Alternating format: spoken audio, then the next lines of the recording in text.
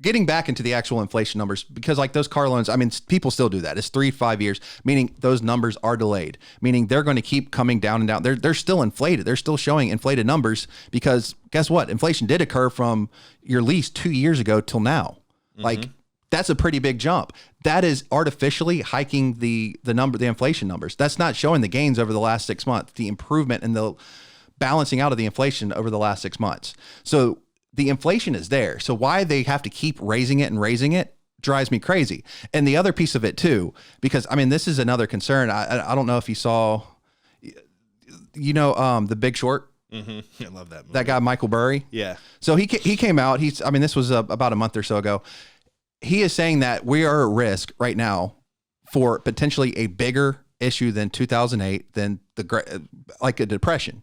And the reason for that, it's because of the Fed keep increasing the rates like they are, to the point that it's going to push us into a recession that's extreme enough that they're going to lower rates down way lower than they should. They're going to keep over exaggerating on every side of it. And once those rates go back lower, we're going to hit inflation again. We are not going to hit it. And that's at that point, that's when it can become a serious issue. Well, it's also not having free markets, right? Exactly. So they've manipulated the markets. The markets aren't free. Instead of letting it dictate it, say, okay, inflation's on the right side of things. Let's ease it up. I mean, they shouldn't be doing that, period. Right. That it shouldn't be happening. Like, you should allow the markets to be free. Like, we should not be doing this quantitative easing. Like, I'm sorry, I just don't agree with it. That's probably a controversial take for anybody who understands finance. Oh, well, we have to quantitative ease, or else we'll have a Great Depression, or else we'll have this. But what happened after the Great Depression? One of the biggest booms in American history. Right. So you have to have the bad times to have the good. The sun doesn't feel so good if it wasn't for rain. Right. Right. I mean, right. It's a rap song. No, I mean, you're 100% right. It's just all the artificial adjusting and everything. It's ridiculous. It's brutal. And then you look on the other side too. And I mean, we mentioned this on the policy side, looking at the government with this debt ceiling coming up June 1st, less than a month away. They're playing a game of chicken with the U.S. economy on the line. Instead of saying, hey, this is an issue that needs to be fixed, there is no accountability by anyone, by any politician. You have one person saying, oh, let's go back to the gold standard. Let's do all these changes that are never going to happen. I don't even remember who it is. Why are you saying that's never going to happen? I mean, at this point, there's not enough gold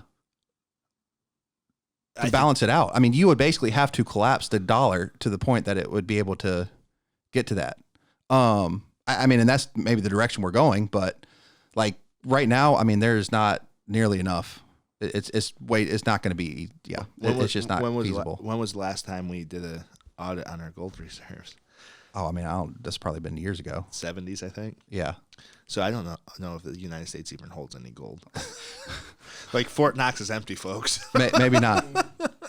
Maybe not, but I mean, I think we could go back to the gold standard. I think it would cause a little bit of pain, but I think the long term, it's ridiculous. But how much better it would be for the country, it's wild. I mean, my thought, and I try to stay away from politics as much as I can, but at the same time, like, you're never going to, I don't care what the Fed does, you're never going to get rid of inflation when the government is spending as much as it is. Right. You're just not. I'm with you.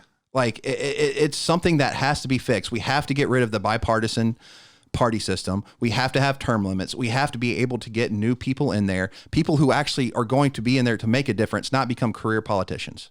That's one of the things too. There's a big list of things we have to do, and the way to attack and we've started a business. We know this. Right.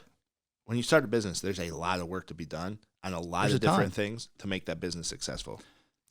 And the number one way to make sure all of it gets done is just go in order. Do one thing at a time. Do one thing at a time. And then your list grows, but it's growing in a positive direction. Be 1 inch better today than you were yesterday. 1% better today, 1% better today, 1% better today. And if you can do that, it's called the compounding effect. Yes. But we have to do that with our country too. But we have to, but I don't think it even starts at changing things. It starts at education. People have to be educated on what's actually going on, and they have to care enough to look and do some research.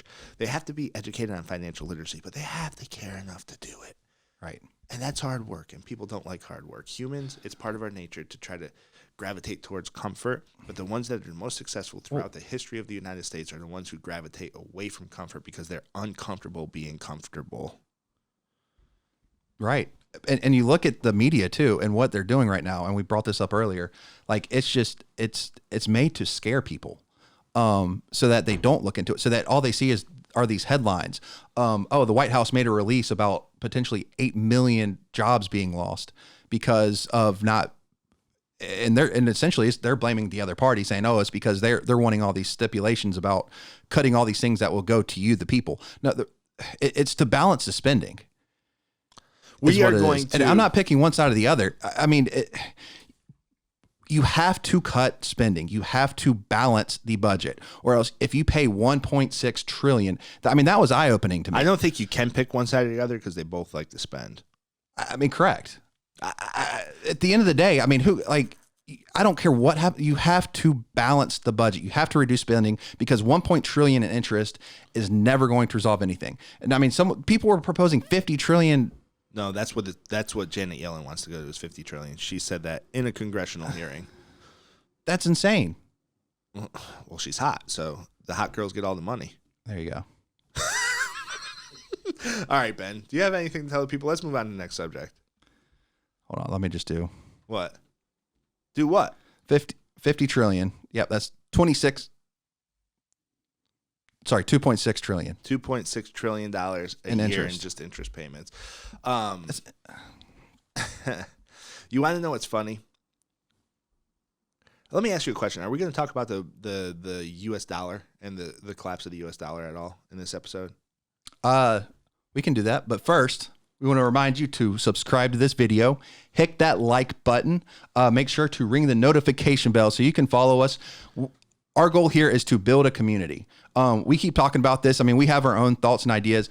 We do want to hear from you. Please leave a comment. Let us know what you think. Have an open discussion. I mean, at the end of the day, our big goal is to just have that conversation with everyone. Have people think. Have people actually make their own opinions, do their own research. That is what we want out of our community. So please like that video, leave a comment. Yeah. Bang that red subscribe button. Right. Bang that red subscribe button. And we're giving away $1,000. What? Yes, we're giving away either $1,000 in cash or $1,000 in Bitcoin. It's your choice. All you have to do is go to our YouTube page, NBI Financial Group, and bang the red subscribe button, turn on your notifications, and leave a comment on our video. After the comment, put your Instagram handle. It can't just be some boring comment like great video. It needs to actually be a thought out response. Every one of our videos that you comment on, if you're subscribed and you leave your Instagram handle, you will get a new entry to win $1,000. We're giving that $1,000 away on September 1st, which is perfect since we're in a recession. It will help you be able to spend that money during football season. So go ahead and bang the red subscribe button, turn on notifications, leave a comment, a thought out response with your Instagram handle, and you'll be entered to win either $1,000 in cash or Bitcoin. Boom.